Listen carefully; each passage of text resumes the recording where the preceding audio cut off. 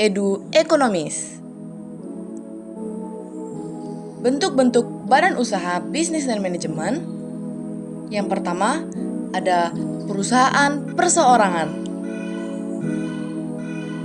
Perusahaan perseorangan adalah sebuah usaha yang hanya dimiliki oleh seseorang saja. Pemiliknya bertanggung jawab penuh atas semua kegiatan termasuk risiko dari usahanya. Ciri-ciri perusahaan perseorangan: dimiliki perseorangan, pengelolaan yang sederhana, modalnya tidak terlalu besar, kelangsungan usaha bergantung kepada pemiliknya, nilai penjualan dan nilai tambah kecil. Selanjutnya, firma.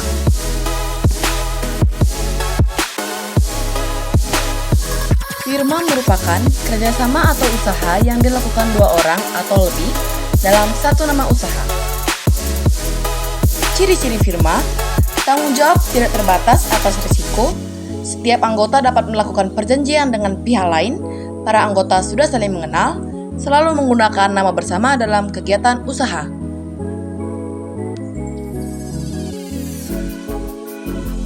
Jenis-jenis firma. Firma dagang adalah jenis firma yang dibentuk untuk dijalankan dalam industri perdagangan. Firma umum. Para anggota cenderung memiliki kekuasaan yang tidak terbatas dan memiliki tanggung jawab atas jalannya operasional. Firma non-dagang dibentuk untuk menjalankan usaha di industri jasa.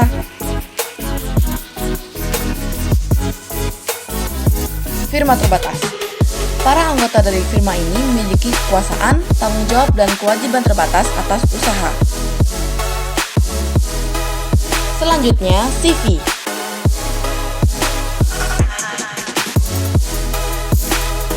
CV merupakan bentuk perjanjian kerjasama dalam mendirikan usaha antar orang yang bersedia mengatur dan bertanggung jawab penuh dengan pemodal. Bentuk usaha ini dapat menjadi alternatif badan usaha yang dapat dipilih oleh pengusaha yang ingin melakukan usaha dengan modal terbatas. Ciri-ciri CV: memiliki pendiri 2 orang atau lebih, terdiri dari sekutu aktif dan pasif. Sekutu aktif mengelola perusahaan, sekutu pasif menanamkan modal, dan hanya boleh didirikan warga Indonesia. Perseroan terbatas. Perseroan terbatas merupakan badan usaha sekaligus badan hukum yang terdiri dari para pemegang saham yang disebut dengan stockholder dengan tanggung jawab terbatas terhadap utang sebesar modal yang ditanam. Ciri-ciri perseroan terbatas: kewajiban pada pihak luar hanya terbatas pada modal, mudah dalam peralihan kepemimpinan, usia perusahaan tidak terbatas, mampu menghimpun dana dalam jumlah yang lumayan besar, bebas untuk melakukan berbagai aktivitas bisnis. Selanjutnya, koperasi. Koperasi merupakan badan usaha yang beranggotakan orang-orang atau badan hukum yang memberikan kebebasan pada anggota untuk masuk atau keluar dan bekerja secara kekeluargaan.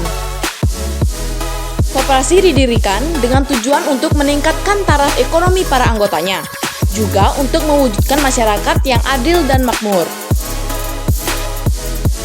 Ciri-ciri koperasi: bertujuan untuk meningkatkan kesejahteraan anggota, wadah demokrasi ekonomi dan sosial berdasarkan gotong royong, bersifat sukarela dan tidak memaksa, kerugian usaha ditanggung bersama.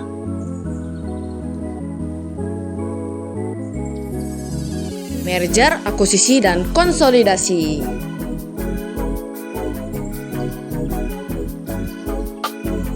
Merger, konsolidasi, dan akuisisi adalah 3 kegiatan yang termasuk sering dijumpai di dunia bisnis loh. Yang pertama, merger. Merger adalah kesepakatan antara perusahaan untuk bersatu menjadi suatu bisnis yang baru.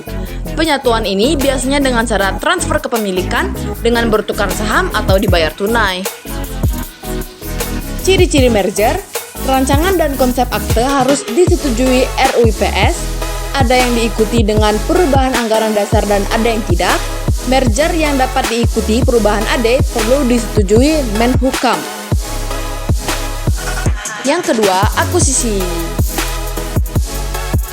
Akuisisi adalah penggabungan antar dua perusahaan di mana akuisitor akan membeli sebagian saham perusahaan yang diakuisisi.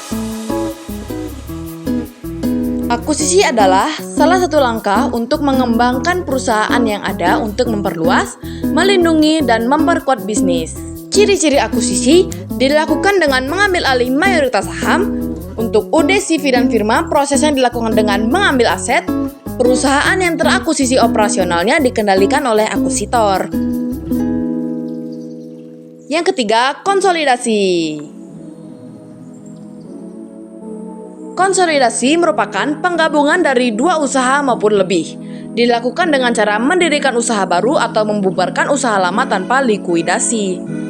Dapat didefinisikan sebagai dua perusahaan yang bergabung atau bubar demi hukum dan mendirikan perusahaan baru dengan nama baru.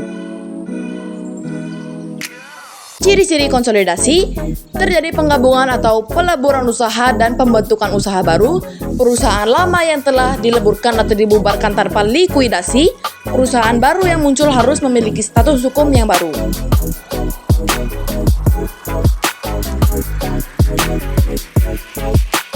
Contoh kasus akuisisi di Indonesia.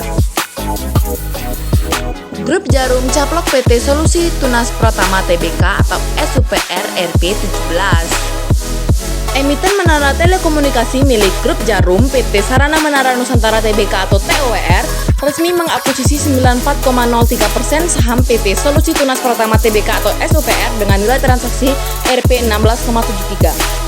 Transaksi tersebut dilakukan pada 1 Oktober 2021 yang dilakukan melalui anak usaha TOWR, PT Profesional Telekomunikasi Indonesia atau Portelindo dengan harga pelaksanaan Rp15.640. Latar belakang dilakukannya transaksi pengambil alihan ini untuk pengembangan usaha, perluasan jaringan, dan dapat memperkuat posisi sebagai pemilik untuk melayani operator telekomunikasi.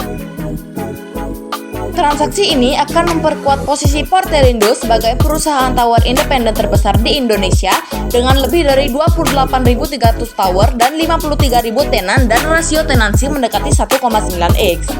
Sebagai tambahan, STP memiliki fokus signifikan atas pendapatan dari top 3 operator sehingga akuisisi ini akan semakin memperkuat profil pelanggan tier 1 Portelindo.